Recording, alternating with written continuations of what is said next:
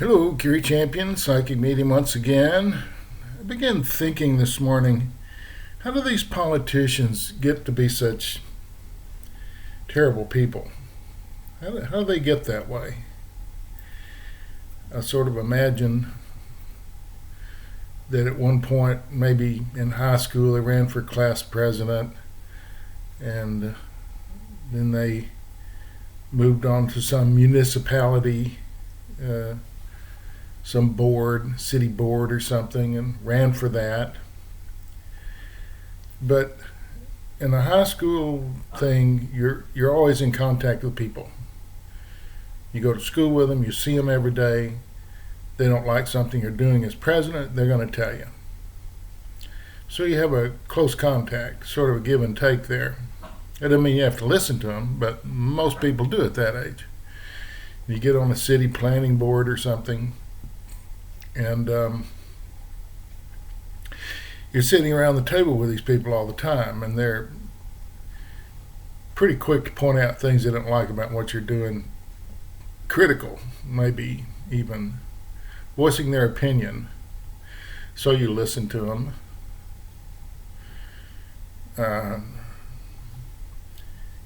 And at this early age, you have empathy and you care about taking care of others. Maybe that's why you ran for class president. Maybe that's why you ran for class president. You thought you could help the lunchroom out. That's about as strong as something that ever gets passed in a high school system of kids is you better the menu, or I don't know what else you'd do. There's not much there. I don't remember ours ever doing anything. They sat around and yet. And even at the city council level, you have empathy for the local people. You know many of them. You're probably a businessman. You own a business of some kind. So there's a businessman association. You run for that and you become president, vice president, treasurer, secretary. But you have empathy because you're in the same boat. You're saying, gee, we need to improve the streets. We need more parking places.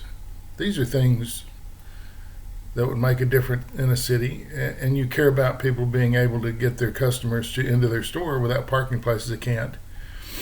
Something to do with traffic, maybe. Let's change the traffic pattern a little bit. The people that want to come downtown can use this road, and those who want to go on to use an interstate can use this road. Let's clear up all these people going through. And anyway, this is city management stuff. And then you run for maybe governor, or within your state, maybe you run for a Senate seat or a House seat, and you win that within a state, and you have a constituency, and they talk to you a lot, but at that level you can ignore them because now you're sucked into the money pit that you have to pander. At city level, you don't have to. Your funds for running for whatever are generally yours, or you raise it, donations and things, but it's not a lot of money. It doesn't take much money to run there. Now you're a senator in a state, a representative in a state Congress, and now you have to pander money to people who want to come back next year because there's no way you're going to win that election without money. And now you're further away from the people that you supposedly at one time had empathy for. And over a period of time, you don't care about taking care of others. You don't have any empathy. You don't worry about the nursing homes being understaffed or anything else. It's about big business, making sure that when here in Texas, we have bridges. They all go someplace, but it's like there's a bridge every mile, a huge bridge going way up over something and intersecting. And there's one where there's 5 bridges, one above each other. They call it the high five. It's 5 bridges with cars going different ways. Kind of overkill. But you pander to the people that need those roads. I don't know who. Trucking industry.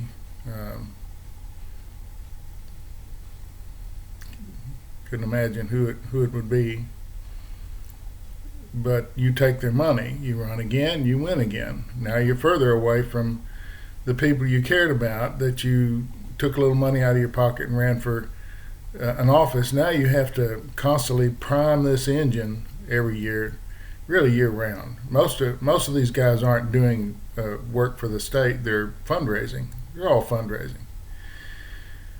They're on planes going somewhere. They're speaking at a dinner because some guy asked you to, and he just gave you $50,000 last year. So you go and do it, and you get a speaking fee, and you're out raising money.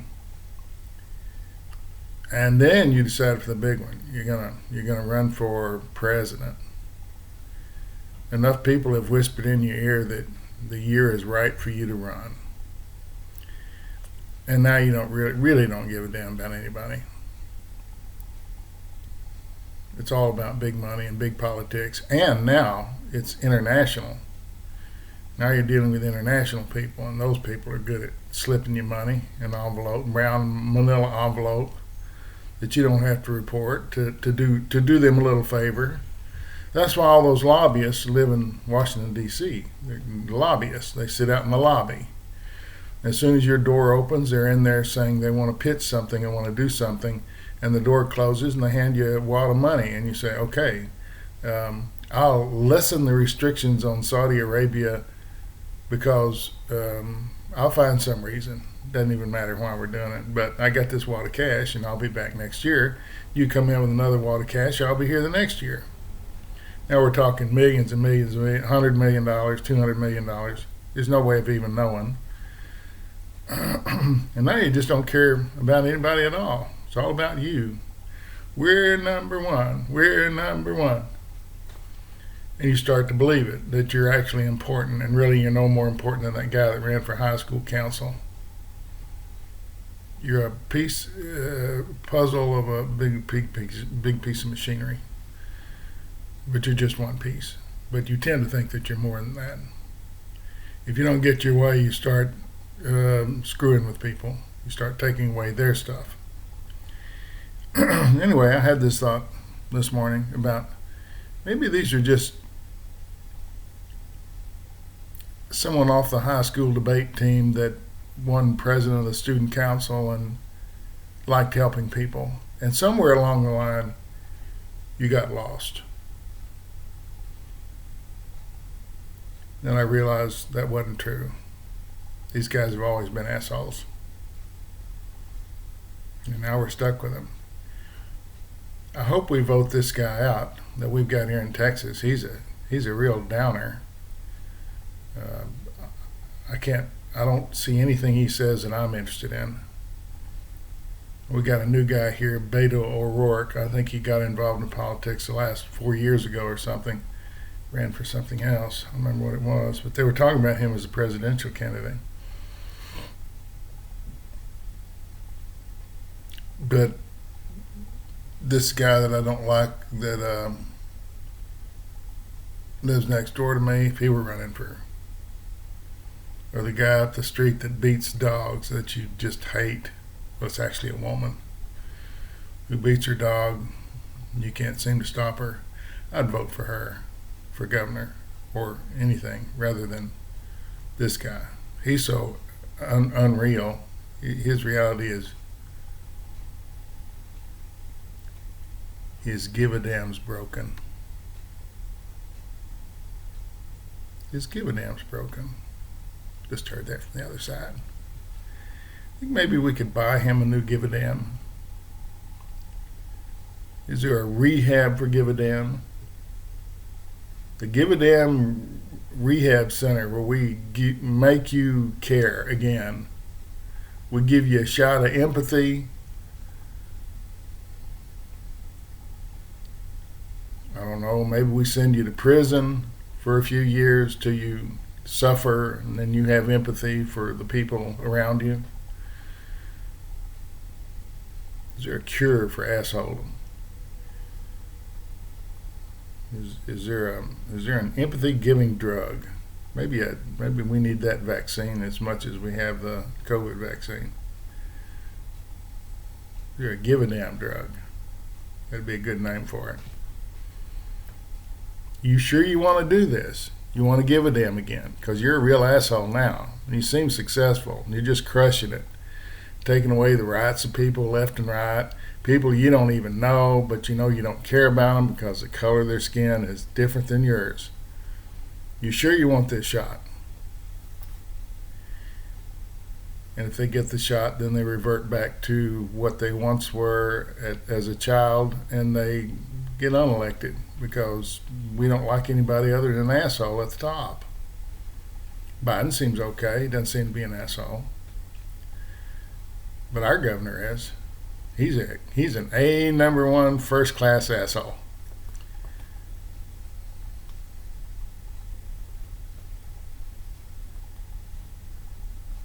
No empathy for people with COVID. No empathy for women.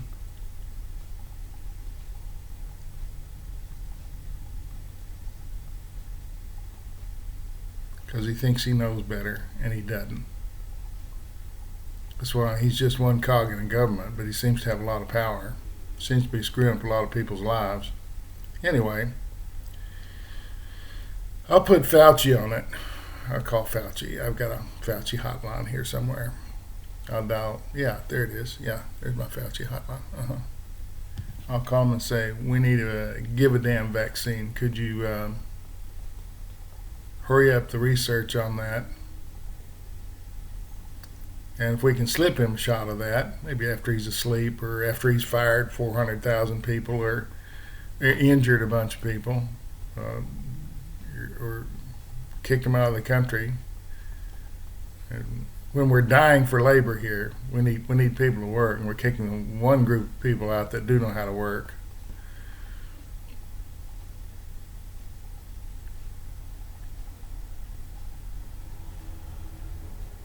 Isn't that interesting? Call it the GAD vaccine.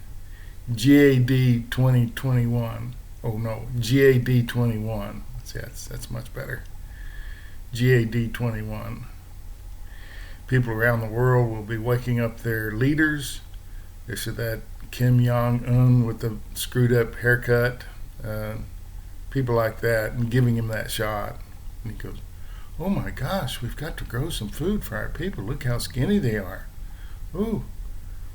You know, you can fly over Korea, North Korea. There's no lights on at night. It's a black spot on the world globe. Why? They don't have enough energy to turn lights on. He needs that shot. Along with a bunch of other people. We could make a list. We could do it right now. Nah, I don't think there's enough time. Anyway, I'll call Dr. Fauci. He seems to know all this stuff. And get the boys in the labs working on a GAD 21 shot.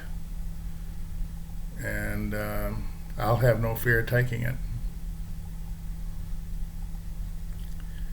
Love you guys yesterday.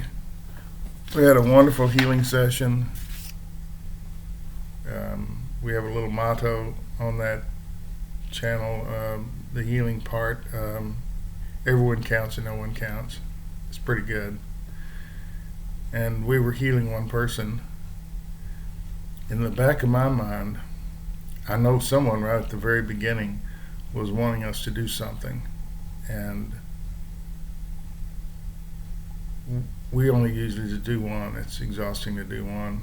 And I remembered this lady needs help. And I brought it up as we're signing off. We're getting ready to end it. And we cranked back up again and went to that lady. And it's just a wonderful thing to do. Interview healers that have some extra time on, I don't know, it'll be October sometime. Free Healing October 17th. I have a class this Sunday called Self-Healing. If you want to learn how to self-heal, it's a Skype class, September 26th, 2 o'clock Central Standard Time, USA. And, it's not just for self-healing. but a lot of people have taken it for that. But you can heal other people. I mean, I have this. I have the self.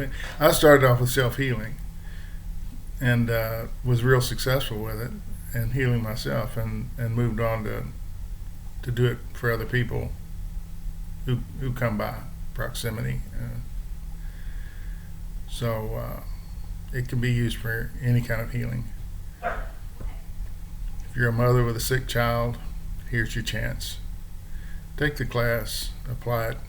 If you have a husband that's ill, see, notice it's women I'm talking to. Women are tough. They're not the ones. It's usually the husband or a child. Women are tough. Women don't give up. They have responsibilities. They're not going to give up on something. Anyway, here's your chance to take the class. Maybe the last time I offer it for a while.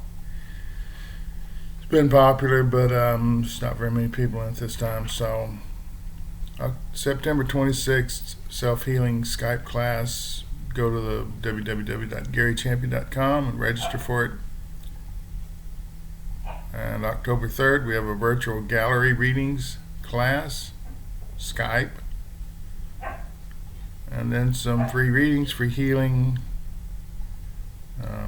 October 1st, we have a Halloween seance. Haven't seen one of those in a long time.